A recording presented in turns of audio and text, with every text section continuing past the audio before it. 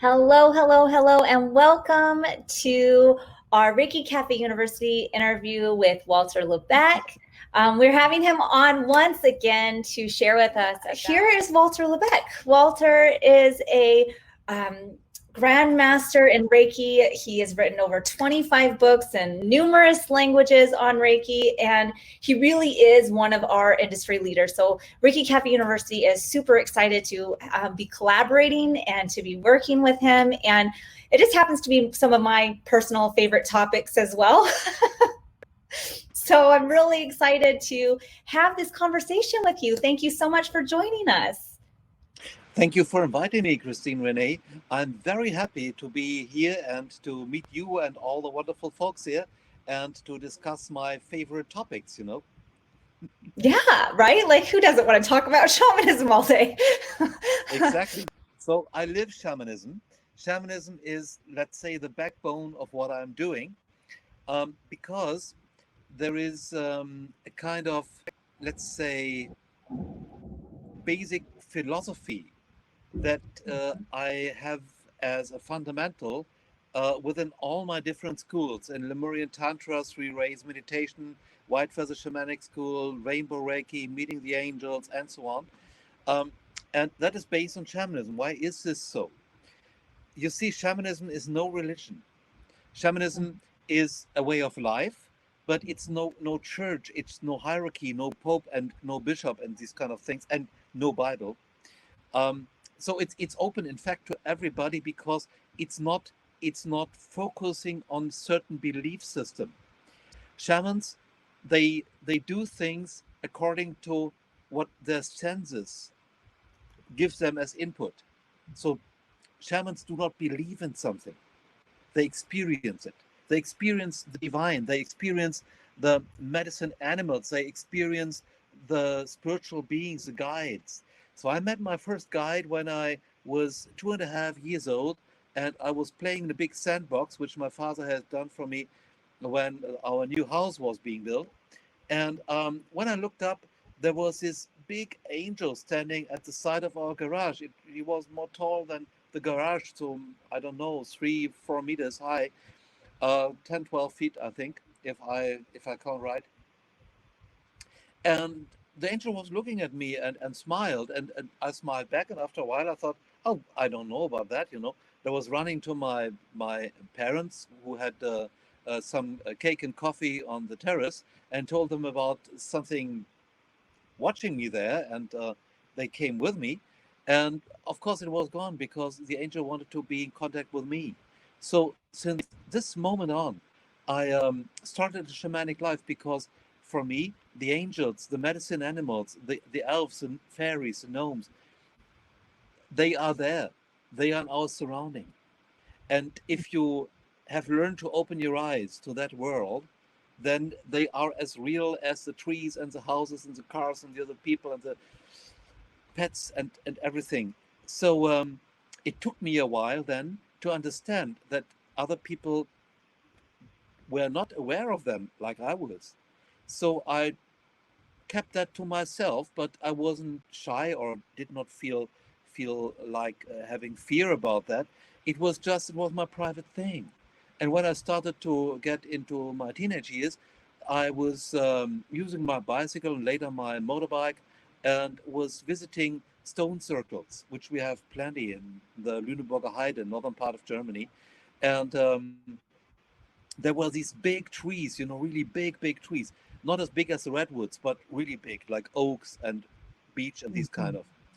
And I learned from the spiritual guides how to connect to trees, how to allow the spiritual guides of a certain stone circle to adjust my energy system.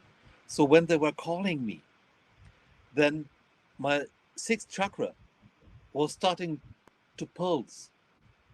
And I understood, oh, okay, I should go somewhere. And then I was getting on my bike and I was driving where they guided me, and I found often something new.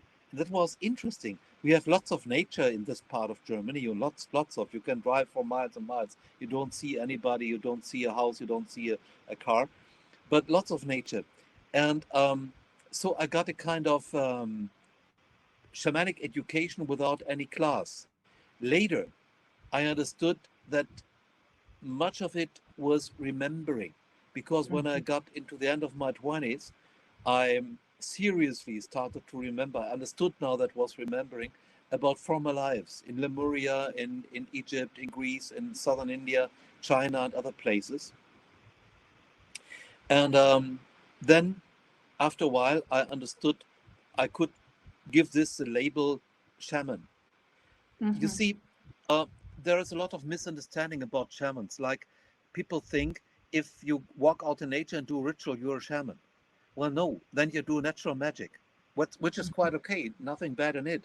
And if you meet with other people and you have a circle and you meet regularly and you do the 4 or the 8 different seasonal parties, uh, that's great. That's Wicca, or it's witchcraft circle, but it's not necessarily shamanism. So what is shamanism? Shamanism uses a variety of tools. So shamanism is not being defined by the tools. Shamanism is being defined by why and how you use these tools. And there is a very easy understanding of what shamanism is. It's the ancient message of the cross. And the cross is not Christian, forget it. Like the Christians were integrating spiritual power spot of the pagans and the pagan gods as their saints, they also integrated the cross as telling that this is a holy thing. Well, it was holy much before the Christians came, thousands of years before. And I will teach you the message of the cross. May heaven and earth and all beings here come together here at peace and love.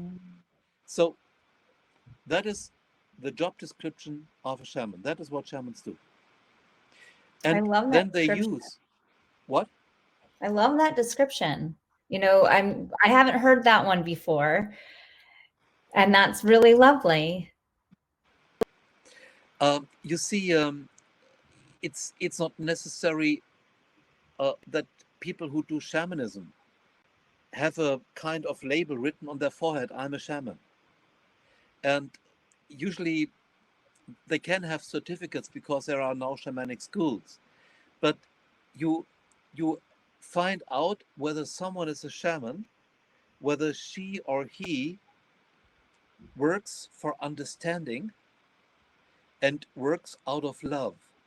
So when reading certain novels, which some people understand as being about shamanism, and there's written about a war between shamans. We don't talk about shamanism here.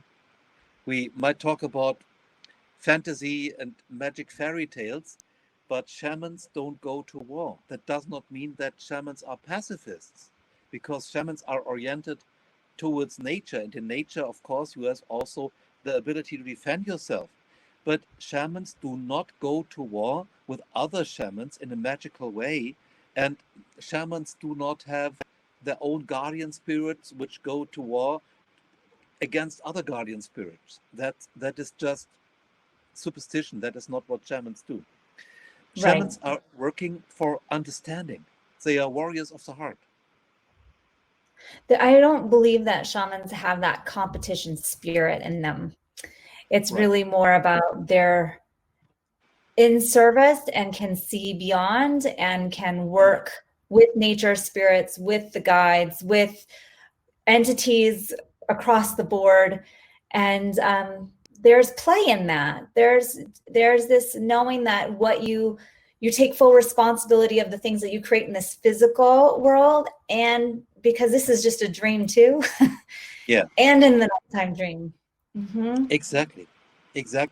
You see, shamans are masters of ecstasy. That does not mean the substance. It means the state of mind. So what is ecstasy?